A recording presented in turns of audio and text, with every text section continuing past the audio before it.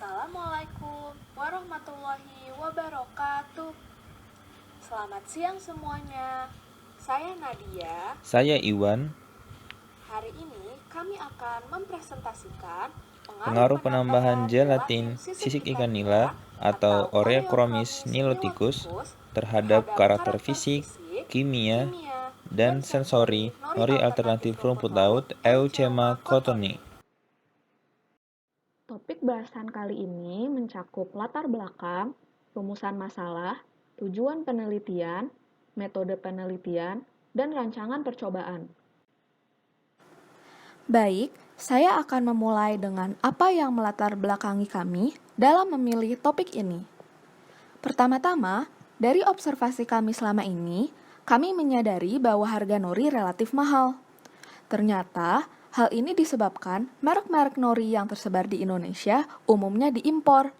Karena bahan baku pembuatan nori adalah rumput laut jenis Porphyra, yang tidak bisa tumbuh di Indonesia. Sedangkan, terdapat rumput laut jenis Euchema cottoni yang melimpah di Indonesia dan memiliki potensi menjadi bahan baku nori. Namun, nori yang dihasilkan memiliki karakteristik film yang kurang kuat dan kompak. Kami juga menemukan kondisi di mana terdapat sisik ikan nila yang melimpah karena dibuang sebagai limbah. Padahal, sisik ikan ini mengandung kandungan kolagen yang tinggi. Kolagen ini dapat diekstrak menjadi gelatin yang terkenal akan sifatnya dalam membentuk edible film yang kuat dan kompak. Sehingga diharapkan gelatin sisik ikan nila ini dapat memperkuat struktur dari nori Euchema cottoni tersebut. Sehingga kami mendapat ide untuk menggunakan rumput laut jenis E. cottoni yang ditambah gelatin dari sisik ikan nila untuk dijadikan produk nori alternatif lokal. Berikut adalah 3 contoh gambar ilustrasi, yaitu produk nori lembaran. Salah satu penggunaan produk nori lembaran yaitu sebagai bahan untuk penggulung sushi, serta salah satu merek nori impor yang paling banyak beredar di Indonesia. Rumusan masalah pada penelitian kami adalah formulasi nori alternatif Euchema cottoni dengan penambahan gelatin sisik ikan nila cukup menjanjikan. Namun, belum diketahui pengaruh penambahan gelatin sisik ikan nila terhadap karakter fisik, kimia, dan sensori nori yang dihasilkan. Adapun manfaat dari penelitian kami adalah memberikan tambahan informasi kepada masyarakat dan industri pengolahan pangan tentang pemanfaatan gelatin sisik ikan nila dalam pembuatan nori. Kemudian, kami berharap dengan nori yang dihasilkan akan memberikan alternatif nori yang lebih terjangkau dan sebagai variasi produk nori di Indonesia. Berikut adalah beberapa tinjauan pustaka terkait rumput laut jenis Euchema cottoni, sisik ikan nila, dan daun suji.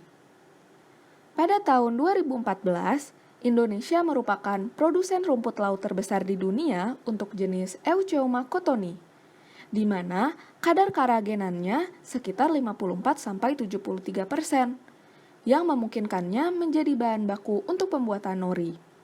Meskipun di beberapa studi literatur menunjukkan bahwa nori yang terbentuk dari rumput laut jenis ini menunjukkan karakteristik film yang kurang kompak dan kuat.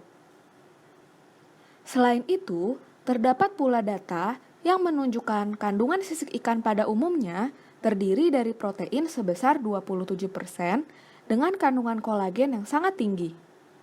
Namun, sisik ikan nila secara spesifik dipilih sebagai sumber kandungan kolagen menurut Kementerian Kelautan dan Perikanan tahun 2013 karena nilai dari ikan nila yang ekonomis.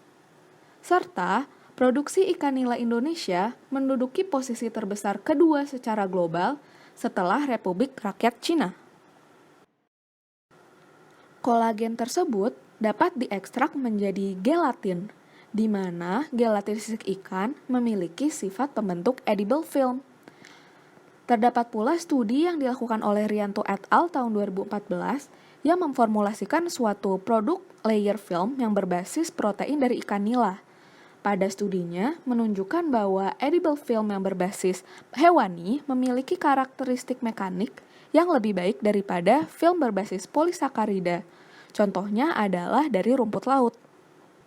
Data terkait daun suji menunjukkan bahwa daun suji tidak memiliki komponen yang bersifat beracun, sehingga ekstrak klorofil daun suji aman digunakan untuk pengolahan pangan.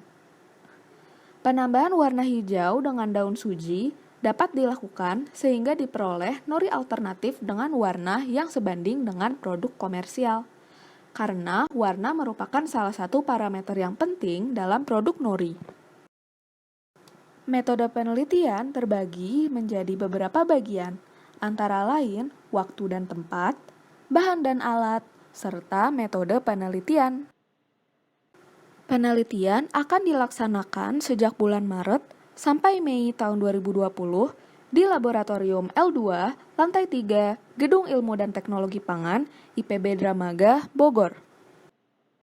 Terdapat beberapa bahan yang akan digunakan pada penelitian kali ini, antara lain rumput laut jenis Eucheuma cottoni, sisik ikan nila, daun suji, garam, gula, NaOH, HCl, serta Aquades. Sedangkan alat yang akan digunakan pada penelitian ini antara lain food processor, cetakan nori 24x24 cm, tray dryer oven, tanur, cawan porselen, tensile strength tester, chromometer Minolta CR300, dan Reoner RE3305 merek Yamaden. Berikut adalah tahap pembuatan nori yang kami rujuk dari Rianto et al. 2014. Tahap pertama dalam pembuatan nori adalah pencampuran. Gelatin dan bubur Eucheuma cottoni dicampurkan dalam chopper selama 10 menit. Dalam pencampuran ini ditambahkan air, gula, garam, dan ekstrak cair suji. Setelah itu dilakukan pencetakan dalam sebuah cetakan berukuran 24 cm x 24 cm dengan ketebalan 3 cm. Kemudian akan dikeringkan dalam kabinet dryer dengan suhu 50 derajat Celcius selama 20 jam. Kemudian akan dihasilkan produk nori alternatif. Rancangan perlakuan pada penelitian ini adalah perbedaan konsentrasi gelatin yang ditambahkan pada rumput laut Eucheuma cottoni.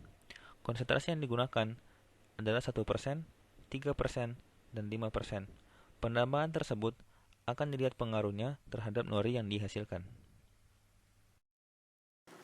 Penelitian ini menggunakan dua jenis rancangan lingkungan, yaitu rancangan acak lengkap atau RAL dengan satu faktor, yakni konsentrasi gelatin sisik ikan nila untuk uji fisik dan uji kimia. Sedangkan untuk uji organoleptik menggunakan rancangan acak kelompok lengkap atau RAKL dengan panelis yang berbeda-beda sebagai bloknya. Berikut adalah model matematis rancangan acak lengkap pada penelitian ini. Bentuk umum dari model matematis RAL YIJ sama dengan mu ditambah tau I ditambah epsilon IJ, dengan I sama dengan 3 konsentrasi gelatin yang digunakan. Kemudian J sama dengan banyaknya ulangan atau 5 kali, YI sama dengan hasil pengamatan pada perlakuan ke I pada ulangan ke J. Mu sama dengan nilai rata-rata umum, tau I sama dengan pengaruh terhadap pembuatan nori pada taraf ke I. Epsilon IJ adalah error atau galat pada percobaan perlakuan ke I dan terletak pada ulangan J. Berikut adalah model matematis RAKL pada pengujian organoleptik yang dilakukan. Bentuk umum dari RAKL YIJ sama dengan mu ditambah tau I ditambah BJ ditambah epsilon IJ, dengan I sama dengan ketiga perlakuan konsentrasi, J sama dengan 5 ulangan yang dilakukan, kemudian YIJ sama dengan pengamatan pada perlakuan I dan ulangan ke J.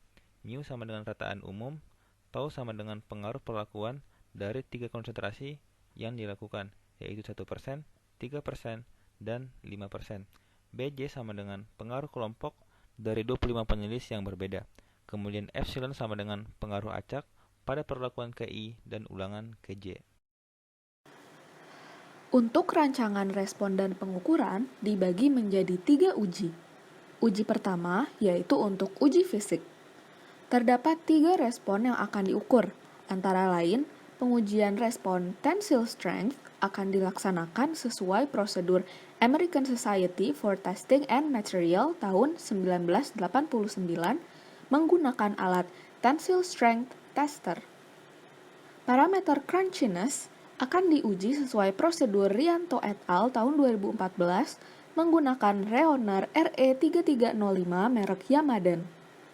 Sedangkan respon hue warna akan diuji sesuai prosedur SNI menggunakan Chromameter Minolta CR300.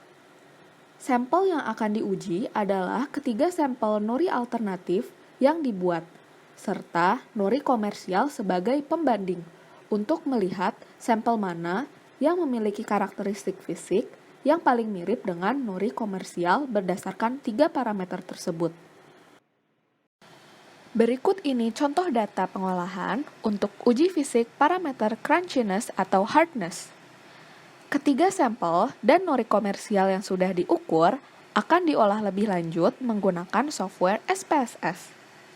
Berikut data pada tabel 1 yang memuat hasil tabulasi parameter hardness dari nori alternatif dan nori komersial menggunakan ANOVA atau Analysis of Variance. Hasil analisis data yang diperoleh dari kurva Rheometer akan ditabulasi menjadi nilai rata-rata, standar deviasi, dan subset signifikansi. Dari tabel ini, dapat terlihat bahwa penambahan gelatin sebesar 1% masih menunjukkan parameter hardness yang berbeda secara signifikan dengan nori komersial, karena berada pada subset yang berbeda.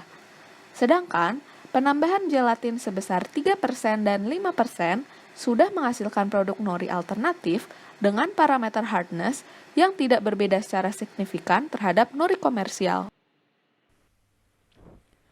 Kemudian yang kedua adalah uji kimia, berupa kadar air dan kadar abu sampel nori yang dihasilkan.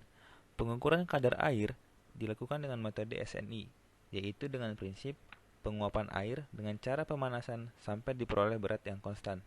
Kemudian, kadar abu diukur dengan metode SNI, yaitu dengan mengkondisikan sampel pada suhu yang tinggi, atau sekitar 500-600 derajat Celcius, kemudian zat hasil pembakaran ditimbang.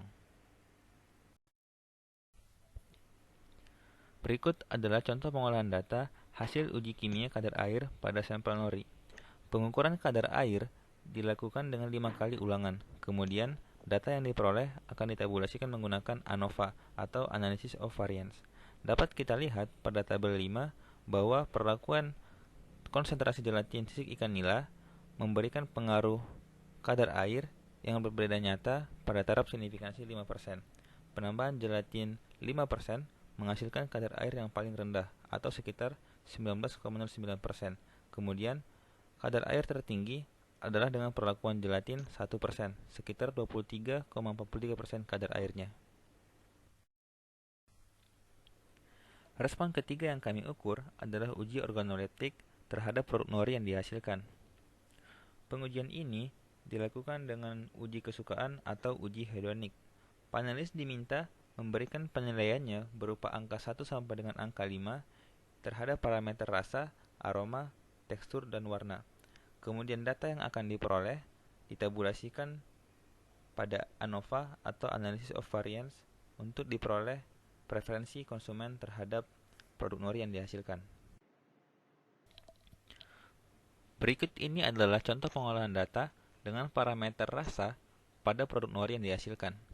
Dapat kita lihat pada tabel 5 bahwa perlakuan penambahan gelatin dengan 3 konsentrasi menghasilkan nilai rata-rata rasa yang berbeda nyata pada taraf signifikansi 5%. Perlakuan penambahan gelatin sebesar 3% menghasilkan nilai kesukaan konsumen yang paling tinggi, yaitu sekitar 3,74 dengan standar deviasi 0,71. Berikut adalah beberapa latar pustaka yang kami gunakan sebagai rujukan dalam penelitian kami.